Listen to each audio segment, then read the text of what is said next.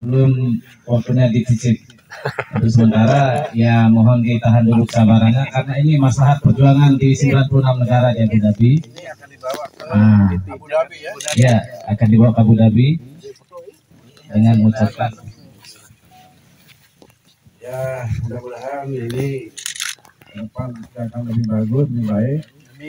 Itu dengan nama Allah, Bismillahirrahmanirrahim, saya memotong tandan korma ini untuk terbawa ke Abu Dhabi. Allahumma shalli ala Muhammad.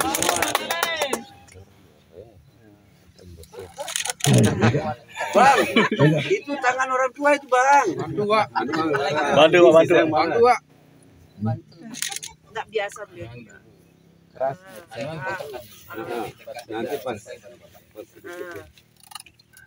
Sedolahnya selupa.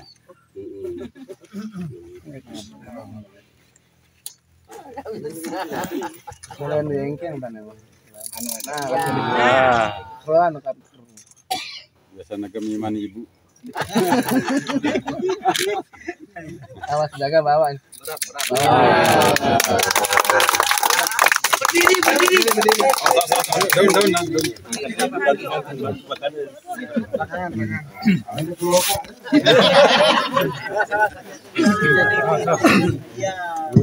Kasih pegang, Pak. silakan dampingi Pak Kapolsek Gangga dengan dari silakan dampingi Pak Kapolsek. Salah satu tandan korma yang ada di kebun ini, dan insya Allah kormanya akan dibawa ke Abu Dhabi. Di situ nanti akan diperkenalkan korma, bahwa korma itu bisa tumbuh juga di luar negeri alam. Jadi kita bersyukur.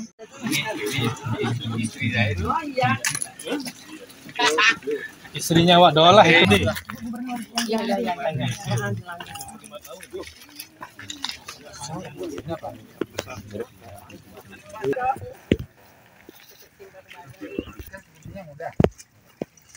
Dia sepet Pak. Ya Bu. Oh, nggak bagus. Nah, udah ada baju. Itu juga buah. Nah, ini dia kan buka dulu. Ini yang mau dicari. Mana? 350 mdpl di atas itu Berapa rencana menanam ini, Pak? lubang. Nah, kemarin itu si Tunisia itu kan Iya. Bilang Kades. Iya, ayo dah. Kita mau ngomong ini? Ya. Siapa mulai? Pak, dulu. Kita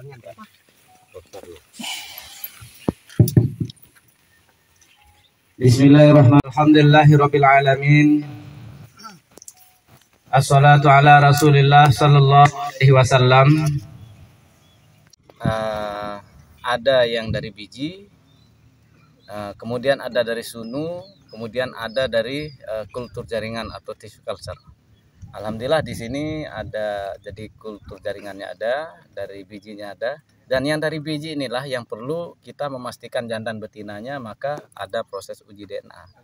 Daun ini kita potong, dikirim ke lab, melihat pita kromosomnya gitu.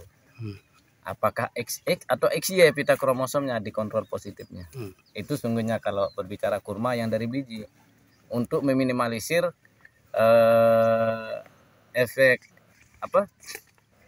kesalahan ketika proses penanaman, sehingga kita tidak terlalu banyak rugi langsung. Alhamdulillah kita kembali kepada budaya atau kearifan lokal masyarakat Lombok Utara. nenek moyang kita dulu bahwa pola nyakap. Dan inilah yang saat ini menjadi hal yang menarik di kacamata 96 negara di internasional di Abu Dhabi. Dengan sebab kita mengangkat pola nyakap inilah, makanya kita diundang menjadi pembicara di 96 negara itu. Ada pemodal, kemudian ada pemilik lahan, kemudian ada pekatik atau tukang kebun.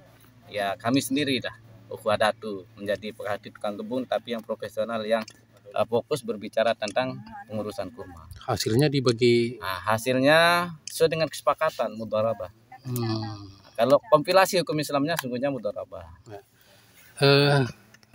Ya mudah-mudahan untuk panen perdana kita di kebun Nyamak Lebih ini panen buah pasir istilahnya. Kalau kita hitung kalkulasi di angka 1 tahun, kayaknya tembus 1 ton. 1 ton. Iya, kemungkinan tembus 1 ton. 1 tahun dimulai dari panen pertama ini. Mulai dari antara Februari Maret lah mulai panennya. Terus rencana pengembangan di luasan ini bagaimana ke depan? Kalau seingat saya sempat dulu kita melakukan pemetaan dengan pihak BPN sekitar 1.700 sekian hektar lahan yang potensial untuk di Lombok Utara. Namun kembali kita melakukan fresh bahwa lahan yang potensial itu kita kurangi yang benar-benar. Pertama dari segi biaya produksi tidak begitu banyak, kita tembus di angka 1.000 hektar ada. Nah, dan itu tidak semua lahan yang sifatnya produktif yang harus dihabiskan. Ternyata kurma itu menghidupkan lahan-lahan yang kering. Sama kayak ini, sungguhnya lahan kering yang penanamannya hanya 1 kali setahun, hanya bisa ubi, atau kadang karena yang pemilik lahan tidak punya uang, akhirnya tidak bisa menggarap lahan karena biaya besar. Sehingga itulah Ukhuwah Datu Pola Nyakap ini hadir di tengah-tengah masyarakat dengan kemampuan dan keberadaan secara ekonomi tidak mampu garap lahan. Kita ajak pola nyakap menanam kurma. Dan pemodal yang hadir di sini alhamdulillah saat ini sudah masuk sekitar 18 provinsi. Iya. Ini 18 provinsi ini memang murni mereka itu penggiat kurma. Yang mana di Aceh, Kalimantan, Sumatera, Bogor, Jawa itu tidak bisa kurma berkembang untuk produksi maksimal seperti ini. Kenapa? Karena klimatologinya tidak pas, bukan kayak klimatologi Timur Tengah. Sehingga mereka ada yang habis setengah miliar, 1 miliar, 2 miliar, banyak. Makanya mereka datang ke sini untuk memulai uji coba. Ada yang ikut 2 pohon, 10 pohon dulu untuk pola nyakapnya. Ukhuwah Datu sudah mengelola berapa lahan? Yang kita kelola sekarang ini sudah masuk klaster 4 klaster. Maksudnya? 4 klaster 4 titik. 5 titik. Total lahan di Montong Pal ada sekitar 7.000 sekian meter persegi. Kemudian di sini ada sekitar sama juga 7.000, berarti sekitar sekitar 400-an, sekitar setengah. Kemudian di klaster 3 ada Kertara Harja sekitar 30-an are lah. Kemudian di Montong Pal, di sana di lahannya keluarganya Pak Kepala Desa Rempe ada sekitar 70 sekian are juga. Kemudian ada di kemudian ada di sini Loko Piko sekitar 2 hektar 30. Dampak ekonomi dari kondisi saat ini bagaimana? Untuk sementara sih belum nampak maksimal ekonominya yang menggeliat, cuman sudah mulai. Pertama dengan adanya tim pengelola kebun kurma Ukhuwah Datu Pola Nyakap ini sudah ada 21 tenaga kerja yang bisa kita tampung, dan mereka itu kontraknya seumur hidup kerja. Seumur hidup dalam artian sampai habis masa produksi kurma, dan kurma berproduksi 100 tahun. Nah, itulah 100 tahun. 100 tahun baru dia mati. 100 tahun baru replanting, bukan mati. Baru mulai berkurang pembuahannya kurma. Harga pasar saat ini? Harga pasar saat ini relatif. Untuk yang jenis kalau yang jenis kalas ini tembus di angka 350 per kilo. Iya. Harga internasionalnya? Internasional. Dan harga dalam negeri bisa kadang tembus 400.000. Ini kemungkinan nanti dijualnya kemana? Kalau ini sudah kita tidak berbicara jual lagi. Ukhuwah Datu Pola Nyakap sudah punya lapak di 18 provinsi. Tinggal di drop aja. Oh iya, pemodal itu memang sengaja mereka masukkan modal di sini ikut 10 pohon, 20 pohon, 5 pohon, 2 pohon. Salah satu prinsipnya ke depan mereka tidak ketinggalan ketika ada hasil produksi lapak Ukhuwah Datu ada. Dan mereka bergabung di sini secara otomatis sudah kita membangun kekeluargaan Ukhuwah Datu Polanyaka. Benar-benar kekeluargaan yang kita bangun di sini. Kalau misalnya masyarakat secara masif mau mengembangkan minimal menanam satu pohon, itu biayanya berapa?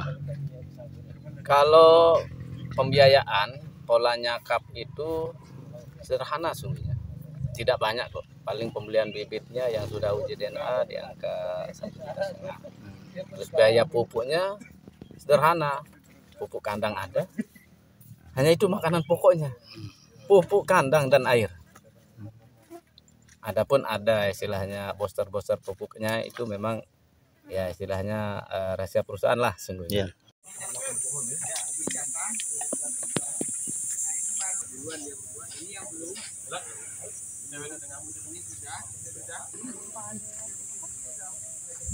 Kira lolo gini.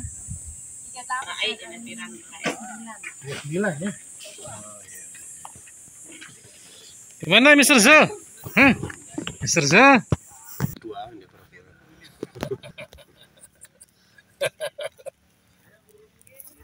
Dulu sekitar 60 pohon populasi kita coba produksi di sini oleh amat lebih namanya atau Rismaneka nama aslinya beliau. Namun awalnya waktu itu proses pengembangan kurma masih belum ada ilmu lah sesungguhnya. Hanya mendapatkan cerita kurma bisa tropis. Tapi seiring berjalan waktu karena belum ada ilmu akhirnya populasi berkurang. Tinggal 40 pohon yang bisa tumbuh. Seperti yang kita saksikan saat ini. Itu pun sekarang berkurang lagi hanya 39 pohon. Dari 39 pohon itu alhamdulillah 38 pohon yang belajar buah. Nah, yang belajar buah ini awalnya ya pentil-pentil kecil lah. Tidak produktif, istilahnya kalau kami mengistilahkan baru pecah ketuban, menunjukkan jati diri bahwa kurma itu berbuah. Nah, pada tahun ini alhamdulillah kita menunjukkan hasil yang maksimal, bagus. Ini buah pertama yang sempurna. Namun belum sangat sempurna kalau di Timur Tengah. Sebenarnya buah yang saat ini harus dibuang sebenarnya. Karena buah pertama ibarat buah pasir. Cuman kita di sini butuh teori pembuktian karena awal kurma di Indonesia secara umum, Nusa Tenggara Barat, Lombok Utara ini, alhamdulillah wa syukurillah dengan izin dari Ridhonya Allah kita di sini bisa pembuktian untuk menghilangkan mindset bahwa kurma Arab. Nah, disinilah tempatnya sehingga hari ini dengan izin dari Ridhonya Allah Pak Bupati berkenan hadir dan beliau mensupport dua Khalifah Internasional Agrikultur dan Semalam yang ada di Abu Dhabi mengundang kita sebagai utusan perwakilan Indonesia, Pak. Indonesia kita wakili untuk ikut festival. Kapan? Proses festivalnya tanggal 27 sampai 29. Nah, bulan ini ya. Sehingga Pak Bupati hadir ke sini untuk memotong satu tandan buah kurma yang insya Allah besok Kepala Dinas Pertanian dengan Kepala Dinas Pariwisata bersama tim dari Ukhuwah Datu sendiri yaitu Abdullah atau Junadid Mengandar, nama asli beliau, akan berangkat ke Jakarta membawa tundanan kurma yang akan dipanen Pak Bupati hari ini untuk diikut sertakan di festival kurma di Abu Dhabi yang dihadiri oleh 96 negara. Cuman sebatas menjadi penggembira waktu itu peserta biasa. Dan alhamdulillah tahun ini dengan izin dan ridhonya Allah kita diberikan peluang sebagai pembicara menyampaikan tentang edukasi perkurmaan di Indonesia khususnya di Lombok Utara secara potensi yang mendukung, kemudian seperti apa tindak lanjutnya ke depan. Di sini jenis kurmanya sangat beragam kalau di Lombok Utara. Yang penting itu pohon kurma apa saja itu tumbuh dan berbuah. Di kebun ini ada Barhe, Kholas, nama varietasnya ini varietas ya. Kemudian ada Barhe, Kholas dengan apa tadi saya lupa. Sukari. Nah, itu dia ada tiga jenis di sini yang sudah berbuah. Dan sesungguhnya inilah bukti nyata yang mudah-mudahan pemerintah daerah yang saat ini sudah memberikan bukti support system kita bisa ikut festival di Abu Dhabi, kemudian dengan kita diberikan momen untuk sebagai pembicara di 96 negara, harapan kita feedbacknya setelah festival itu kemungkinan besar 96 negara, mudah-mudahan dengan izin dari Allah, beliau-beliau nanti akan berkunjung ke sini ke Lombok Utara. Nah, Malaysia sudah datang, kemudian ada kemarin dari Belanda, kemudian kemarin terakhir importir kurma langsung orang Tunisia, dan sudah kita bawa menghadap Pak Bupati, menyampaikan dan melihat langsung secara real seperti apa kurma di sini, dan pengakuan mereka ternyata persis kayak Tunisia di sini. Nah, sehingga unsur hara makro mikro tanah kita sesungguhnya sama dengan Timur Tengah yang memang produksi kurma. Dan yang tahun sama kayak kelapa. Kalau di Timur Tengah sekali setahun. Kenapa demikian? Karena mereka memiliki 4 musim. 4 musim itu ada mereka musim dingin. Kalau dingin itu tumbuhan dormansi, tidak bisa tumbuhan. Berarti di sini tiap tahun. Kalau di sini sepanjang tahun ada kurma berbuah, sehingga panennya bisa 2 kali, 3 kali tiap bulan bisa. Sehingga puluhan awal 2014 itu bisa mencapai 8.000 ton sekian per bulan omset pengiriman ke Indonesia. Sehingga dalam 5 bulan omset Mesir mengirim kurma, omsetnya untuk di Indonesia saja pasarnya mencapai 89 triliun, Pak. Dan kita ada dokumen visualnya.